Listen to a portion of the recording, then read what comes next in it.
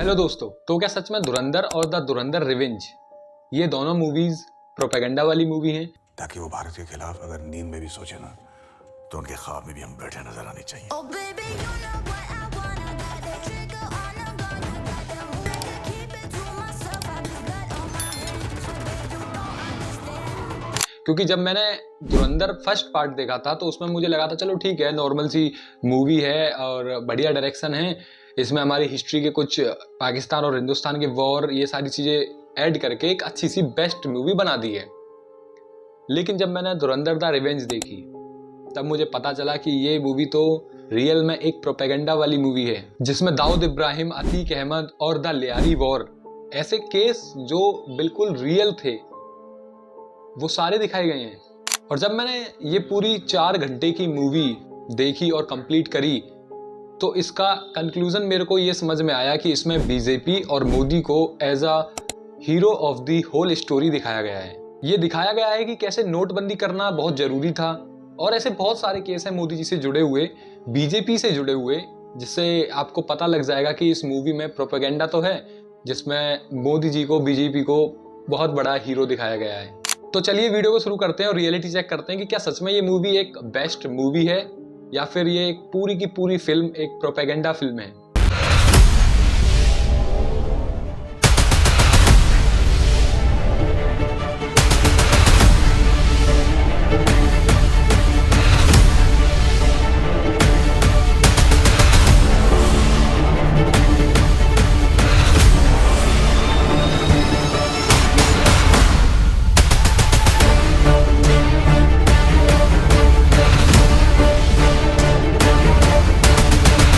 Dhurandhar the revenge movie में सबसे पहले डिस्क्लेमर आता है 5 मिनट का, और वो सिर्फ आता ही नहीं है, वो आपको बोलकर सुनाया जाता है, पढ़कर सुनाया जाता है, जिसमें वो बोलते हैं कि ये मूवी रियल बेस्ड घटनाओं पर नहीं है, लेकिन ये मूवी रियल बेस्ड घटनाओं पर एक फिक्शनल मूवी है। इसका अर्थ अभी आपको समझ में आ जाएगा कि ये डिस्क्लेमर दिखाना इतना जरूरी क्यों है। आदित्य धर इस डिस्क्लेमर के पीछे क्यों बैठे हैं, क्यों सपोर्ट ले रहे हैं इस डिस्क्लेमर की। लेकिन फिल्म में एक सीन है जिसमें लियारी में बहुत बड़ी वॉर हो जाती है, जहां पर एसपी असलम भी होते हैं। जिसने मूवी देखी होगी तो उसमें एक सीन आता है था लियारी वॉर करके। वो सीन तो एज इट इज रियल है, वो सीन क्यों दिखाया गया इस फिल्म में? क्योंकि ये फिल्म तो फिक्शनल है, तो वो सीन नहीं दिखाना चाहिए था। मैं अभी आपको द लियारी वॉर का रियल सीन दिखाता हूँ।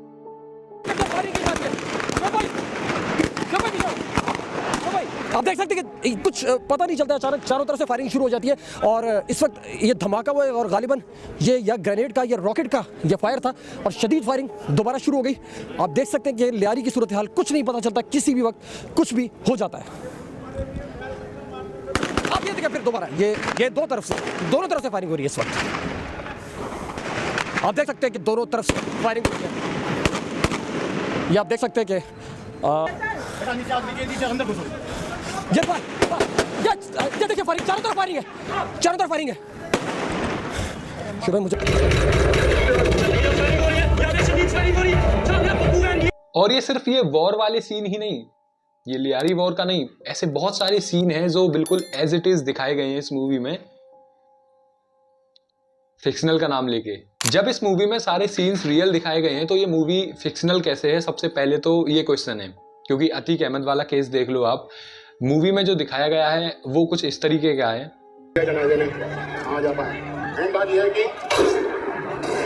और मैं आपको रियल दिखाता हूं, जो रियल था वो किस तरीके से था, क्योंकि मूवी और रियल दोनों मिलाकर अगर आप देखोगे तो एज इट इज ऑडियंस के आगे रख दिया है। फिर कहते हैं कि ये फिक्शनल मूवी है, रियल बेस्ड मूवी नहीं है। चाहेंगे आप? हम तुमको दे देंगे, हम तुमको दे देंगे। जनाजा बता, जो आप लोग वहाँ गए थे कि नहीं? आज जनाजे में आप लोग नहीं गए थे, क्या कहना आप? कुछ कहना? आईडी वो हम दे देंगे तुमको। मेन बात ये है इस मूवी में एक सीन आता है जिसमें prime minister Narendra Modi prime minister की कुर्सी के लिए शपथ लेते हैं 2014 में। इस सीन को इलियास कश्मीरी, जो मेजर इकबाल है, वो देख रहा होता है, उसके साथ साथ उसका बाप भी देख रहा होता है। मूवी अगर आपने देखी होगी तो आपको समझ में आ गया होगा। उसका बाप मेजर इकबाल से बोलता है कि तुमने तो कहा था कि दोबारा हमारी पसंद की सरकार आएगी। हमने यूनिवर्सिटीज, मीडिया और सोशलिस्ट को इतना फंडिंग किया था, लेकिन फिर भी हमारी पसंद की सरकार नहीं आई। तुमने तो बोला था इस बार भी तेरी मर्जी के लोग इलेक्शन जीते यूनिवर्सिटीज सबको भी। अब ये लाइन जिसमें इलियास कश्मीरी यानी मेजर इकबाल का बाप जो बोल रहा था कि हम दोबारा अपनी पसंद की सरकार लाना चाहते थे, इसमें सबसे बड़ा प्रोपेगेंडा इस लाइन में ही छुपा हुआ है। मैं आपको क्लियर करता हूं। जैसे कि उन्होंने कहा कि हम अपनी पसंद की सरकार लाने वाले थे, तो पहली बात तो ये कि मोदी जी को छोड़कर, बीजेपी को छोड़कर कौन सी सरकार थी जो आईएसआई के हेड और पाकिस्तान आईएसआई वालों की फेवरेट थी। पहला प्रोपेगेंडा पॉइंट तो ये है। और उसमें ये भी बोलते हैं कि हम अपनी मनपसंद सरकार को दोबारा लाना चाहते थे। सो इस फिल्म में डायरेक्ट नहीं दिखाया आदित्य धर ने कि दूसरी सरकार, एक मतलब पर्टिकुलर नाम नहीं लिया कि ये सरकार बुरी है, ये सरकार पाकिस्तान से मिली हुई है। बस इसमें बीजेपी को अच्छा दिखाया है और उन्होंने कहा कि हम दोबारा अपनी मनपसंद सरकार लाने वाले थे। तो इसका मतलब तो यही हुआ ना कि जो मोदी जी से पहले वाली सरकार थी वो आईएसआई की फेवरेट और पाकिस्तान से मिली हुई सरकार थी। इस मूवी में तो इस तरीके का ही है ना। यानी कि यहाँ पर दूसरे सीन में मोदी जी की तारीफ की गई, तो क्या ये बीजेपी की एक प्रोपेगेंडा फैलाने वाली फिल्म नहीं है? धुरंधर आने के बाद मेजर मोहित शर्मा काफी वायरल हुए थे। पूरे लोगों को, पूरी ऑडियंस को लगा था कि मेजर मोहित शर्मा ही हैं जो स्पाई बनकर गए थे और इतना स्ट्रगल किया ये सब। लेकिन जब डायरेक्टर और राइटर आदित्य धर से पूछा गया कि क्या ये सच में मेजर मोहित शर्मा के ऊपर है, तो उन्होंने बोला कि मोहित शर्मा के ऊपर ये मूवी बेस्ड नहीं है। लेकिन उससे इम्पैक्ट क्या पड़ा, मेजर मोहित शर्मा के घर वाले डरने लगे अब रियल प्रेजेंट में, क्योंकि उस फिल्म में दिखाया गया है कि स्पाई बनकर गए और मोहित शर्मा इतने वायरल हो गए कि यही थे। तो उस फिल्म में मार धाड़ और कुछ इस तरीके के ब्रूटल सीन्स हैं जिसमें कत्लेआम कुछ तरीके का होता है। सो मेजर मोहित शर्मा की फैमिली डरने लगी कि हमारे बेटे ने तो कभी ऐसा कुछ किया नहीं, किसी को मारा नहीं पाकिस्तान में जाकर, कहीं हमारे ऊपर अटैक ना हो जाए, कोई पाकिस्तानी गुस्सा ना हो जाए, या फिर मतलब आपको पता है एक डर तो बन जाता है। लेकिन जब आदित्य धर से पूछा तो उसने साफ मना कर दिया कि ये मेजर मोहित शर्मा के ऊपर बेस्ड मूवी नहीं है। What is doing without our consent? तो हमें पता चलना चाहिए ना कि हमारे बेटे ने जो कुछ किया है वो हमारे सामने भी तो आना चाहिए ठीक से जी। और हमें पता होना चाहिए कि वो चीज़ ठीक है यानी, क्योंकि जो उसने डाल रखा है उस पर हमारी फैमिली पे बहुत ज़्यादा इफेक्ट होता है कि वो जो रणवीर सिंह उसको जो पीछे बांध करके उसको खींच रहा है और मार रहा है चैन से, मोहित ने ऐसा नहीं किया। आप अगर पाकिस्तान में ये मूवी लोग देखेंगे तो हो सकता है हमारे ऊपर भी अटैक हो। एवरीबडी नोज, हमारे घर का पता है सबको, हमारी फैमिलीज़ का पता है। इतना ज़्यादा हाईलाइट हुआ है मोहित का कि हम लोग को दुनिया जानती है जी। मैं जागेश्वर गई थी, वहाँ लखनऊ से 2 लड़के आए हुए थे, उन्होंने मेरे पैर चूमे, मेरे पैर भी कोई छू रहे, मैं तो नहीं जानती आपको, कहेंगे आप मेजर मोहित की मदद है। हाँ, इस मूवी में हमजा नाम का जो कैरेक्टर है वो फिक्शनल है, जिसके आसपास ये सारी स्टोरीज घुमाई अतीक अहमद और ये सारी स्टोरीज दाऊद इब्राहिम वाली, कि लोगों को लगे ये सारी रियल हैं और वास्तव में ये सारी रियल स्टोरीज हैं। और हमजा को छोड़कर वास्तव में इस मूवी में जितने कैरेक्टर्स हैं वो सारे रियल हैं। जैसे R Madhavan as Ajit Doval, Arjun Rampal as Ilyas Kashmiri, Sanjay Dutt as Chaudhary SP Aslam, और 2 कैरेक्टर तो बहुत ही ज्यादा स्पेशल और बिल्कुल रियल है। ये भी रियल ही थे, लेकिन उन कैरेक्टर्स के आने के बाद मूवी में और ज्यादा जान आ गई। आतिफ अहमद जो कि अतीक अहमद है और बड़े साहब जो दाऊद इब्राहिम है, इन सारे कैरेक्टर्स के आने के बाद तो मूवी में ट्विस्ट पे ट्विस्ट, और लोगों को लगने लगा ओ भाई ये क्या कर दिया बीजेपी ने, ये क्या कर रही थी बीजेपी ही हीरो है, मोदी हमारा हीरो है।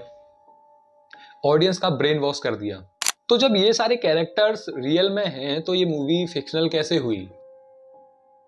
जब आप साउंड क्वालिटी से, पिक्चर क्वालिटी से, डायरेक्शन से और एक इमोशन कनेक्ट कर सकते हो ऑडियंस के साथ, ऑडियंस को इन्फ्लुएंस कर सकते हो, सो ऑडियंस को कुछ इस तरीके से, मतलब सही तरीके से इन्फ्लुएंस करो ना।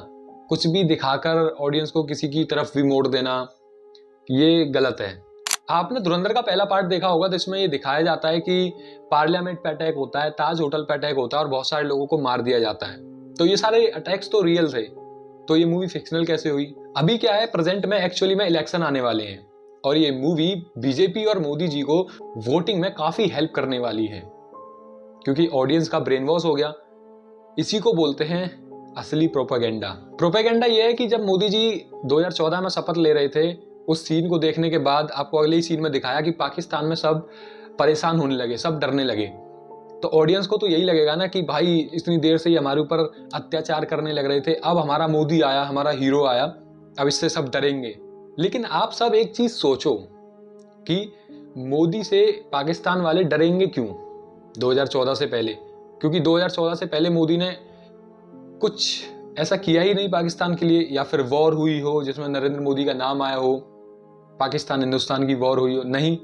जब पाकिस्तान के खिलाफ 2014 से पहले नरेंद्र मोदी ने कुछ किया ही नहीं, तो पाकिस्तान वाले जब वो शपथ ले रहा था तो मोदी से डरेंगे क्यों? क्योंकि मोदी तो उनके लिए एक नॉर्मल इंसान ही था ना, कि पहली बार कोई प्राइम मिनिस्टर बन रहा है बस।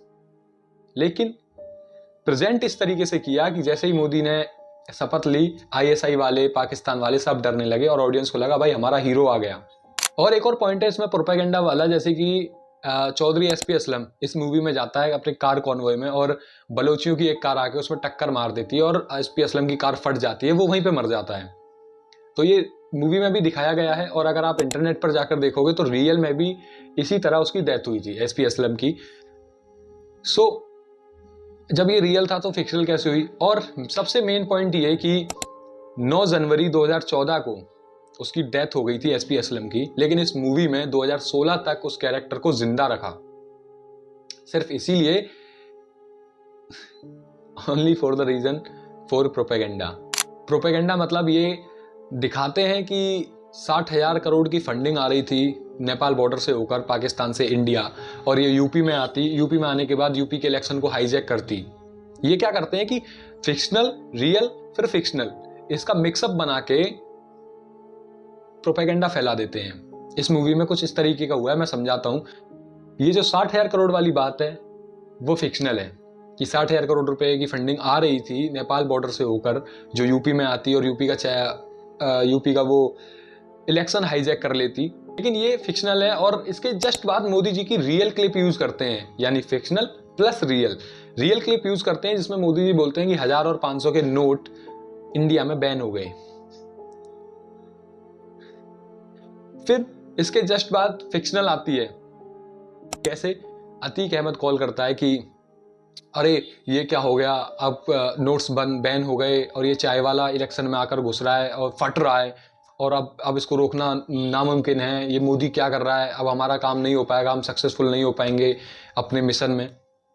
तो ये फिक्शनल था।